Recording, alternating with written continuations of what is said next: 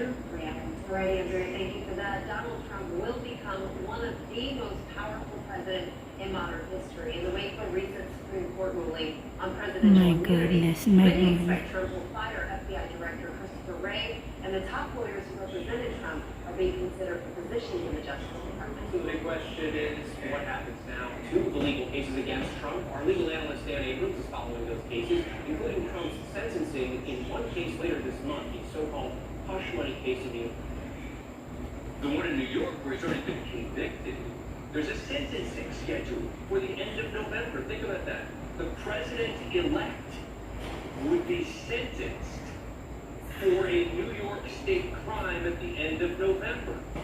It is hard to imagine a judge even considering. My goodness, he's a dictator. The Georgia case would at the very least get delayed until 2029 if oh my gosh. altogether.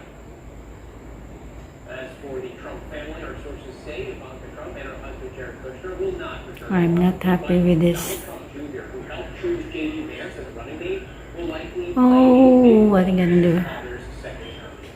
Coming up, our analyst Anyway, I'm not longer there. We're no longer there. Our coverage of election night. Good luck, America. Big point that everyone made, the communities made, and the Latino community specifically, this was always and has been one of the top issues over and over again. And I think this is also the year where you began to see the differences in the Latino community, and for the first time, you saw the Republican Party really reach into the Latino community and talk with them. I think there was a lot more work done, and I think that's a message to anyone that runs in the country that it's important to understand the differences among the Latino community and speak to them in a targeted kind of way is going to be really important going forward in this country. Former President Trump seemed to outperform expectations in many areas. What do you think the key factors there were? Was it just the economy? Were there other factors as well? I think second to the economy and inflation. In recent history, and just in tonight, the first exit polls are now coming in. What they tell us about the top issue for voters, even above the economy. Tonight, inside the final hours of both campaigns, the race expected to be incredibly tight. Long lines at polling centers across the country and across the all-important battleground states tonight. Pennsylvania, Arizona, and Florida among them. Vice President Kamala Harris calling voters on the phone, urging them to vote, to have their voice heard. Harris personally knocking on doors in Pennsylvania. Her campaign ending with a major rally at the famous Rocky Steps in Philadelphia. Donald Trump after barnstorming 3 battleground states until the early hours of the morning. Former President Trump today voting with former First Lady Melania Trump, visiting his campaign headquarters in West Palm Beach. Reporters asking if he has any regrets about the race he's run. Trump triumphs. ABC News projects Donald Trump is elected the 47th president of the United States. Every single day I will be fighting for you with every breath in my body. Oh my God. I don't want this guy to become a president.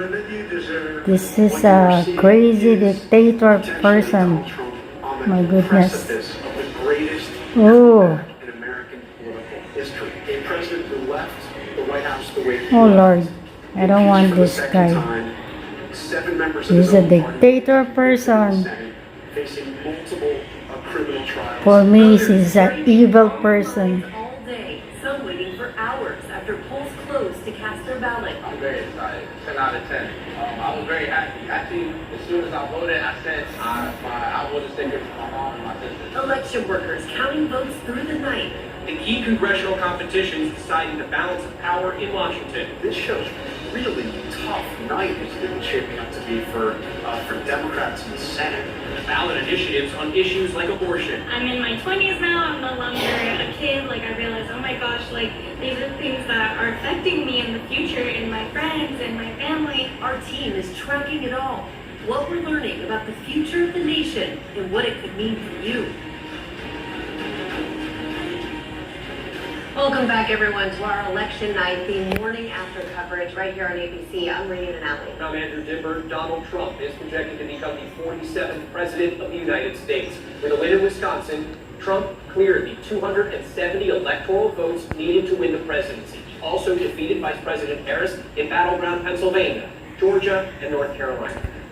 Trump did not mention Harris in his Oh my speech, but he did goodness. thank supporters in West Palm Beach, Oh, Florida look this at morning. that. Also My promising to goodness, help I don't want unite this and heal the person gonna country. be Harris one. came out to speak with supporters gathered at Howard University in Washington. ABC's Alex Brachet begins our Gonna coverage win this this half hour from election, Washington with much guys. more. Alex, good morning. Good morning, Andrew and Rhiannon. This was overwhelmingly a good night for Republicans. They made gains in the House and gains in the Senate. And Donald Trump about to make what would be the greatest political comeback in American history. This morning, Donald Trump ready to become the leader of the free world again. This was, I believe, Yep. the greatest political movement of all time. There's never been anything like this. So I want to thank the American people for the extraordinary honor of being elected your 47th president and your 47th. Shit. The first upset of the night coming with a win in North Carolina, the first swing state to go red. Then Trump edged out Harris in Georgia, securing 16 electoral votes and slamming the door on the hopes of flipping the state for Democrats. This is looking very bad. She's done very well. She has to do very well, but she's fallen short of where Joe Biden was. Vice President Harris won the West Coast, along with most of the Northeast. That she wasn't able to turn out her own base in some ways in those big urban centers in the way that she needed. And despite painting such a dire picture of a second Trump term, ultimately it was that question of whether you are better off now than you were 4 years ago that Donald Trump hammered throughout this campaign. Harris opted not to speak. The fact that Kamala Harris is going home tonight, I think is amateur hour. You know, she has an obligation to speak. This pathway for her might be narrow, but it also might be walking through the eye of a needle. She should say something to the people that adopted her as their nominee because they were just told by the president to do so. And she's leaving the country hanging now all night. And I think it's ridiculous and it's childish. Long lines weaving around polling places across Pennsylvania late into the night near Lehigh University, some waiting 7 hours to vote as the Harris campaign handed out food and water. But in the end, Trump claimed the state's 19 electoral votes, paving the path to victory. Republicans also seized control of the Senate overnight, flipping multiple states and securing a 52-48 majority, a critical race that helped Ohio, where Trump-backed Republican Bernie Moreno flipped the Democratic seat held by 4-term Democrat Senator Sherrod Brown. So President Trump, if you're watching, thank you. Thank you for being decisive in my primary. Thank you for being the greatest president of my Shit. And thank you for the sacrifices that you've made for this country.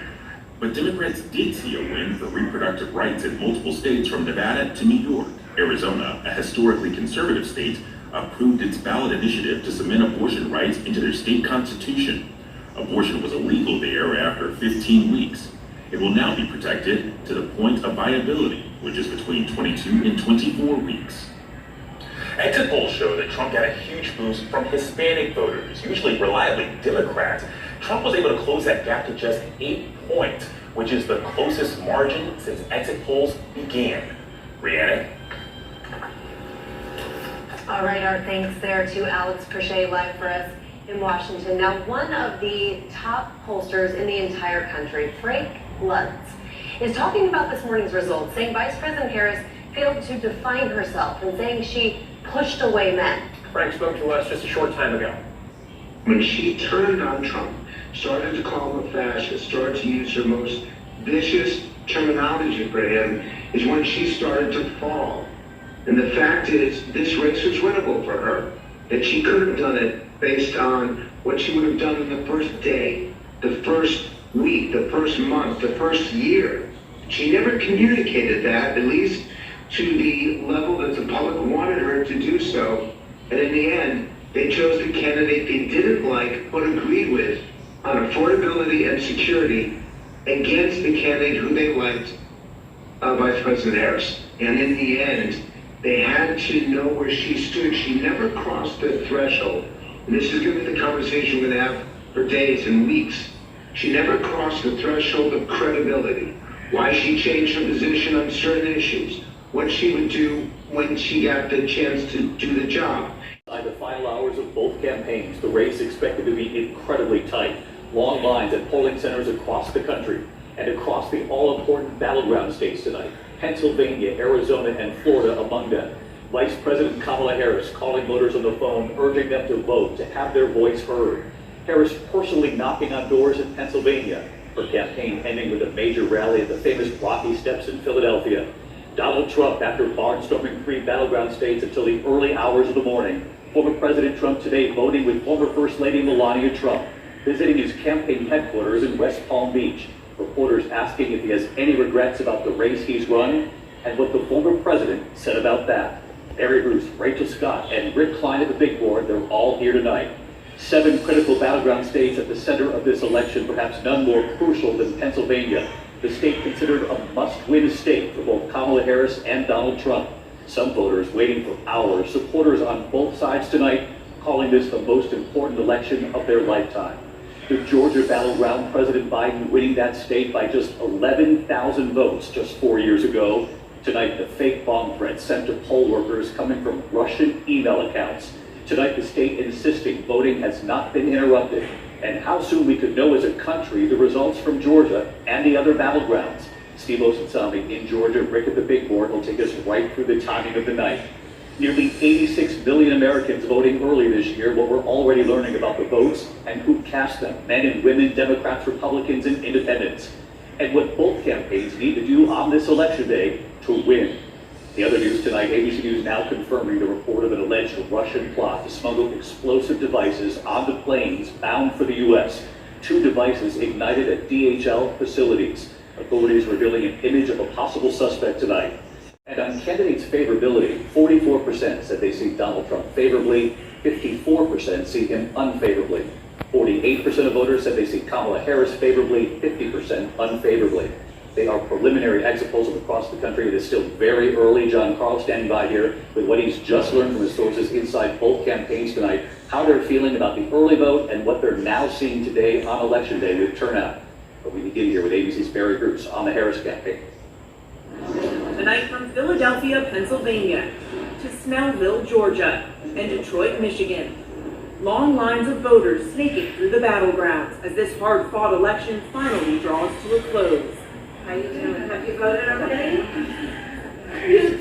Thank you. In Washington, D.C., Vice President Kamala Harris making a surprise stop at the Democratic Party headquarters, working the phones, speaking to voters, and even their children. What's your name? Sage? Hi, it's Kamala Harris. I can't wait for you to grow 10 years more. Harris closing out her campaign with an upbeat, optimistic tone, not even speaking Donald Trump's name in the final 24 hours, which culminated in a massive rally at the Rocky Steps in Philadelphia. My entire career has been driven by a singular purpose: to fight on behalf of the people. On behalf of the people. And it is my pledge to you that if you give me... By law, the early vote and absentee votes on hand have to be reported by the counties within an hour of the polls closing, which could mean as early as 8 p.m. Eastern. And the Secretary of State is saying that we could have as much as 90% of the total vote counted by tonight. But to put this in perspective, we have to remember what happened in 2020. The presidential election here went on for days. It was super close, and Joe Biden won by just under 12,000 votes. David? Steve Osansami in Atlanta for us tonight. Steve, our thanks to you. Our political director, Rick Klein, right back over at the big board tonight. Rick, first of all, the early voting numbers, they really have been quite impressive from both sides as we headed into Election Day. Just give us a recap here where we stand. Yeah, David, the number of people voting early, 86 million and counting. It's going to approach the record from last time. Of course, that was the COVID year. It's going to be hard to match that. But the big difference is in the breakdown among party identification. In 2020, we saw a 10-point gap. That's 44% of them were Democrats, only 34% Republicans. This time around, it's just a 2-point gap.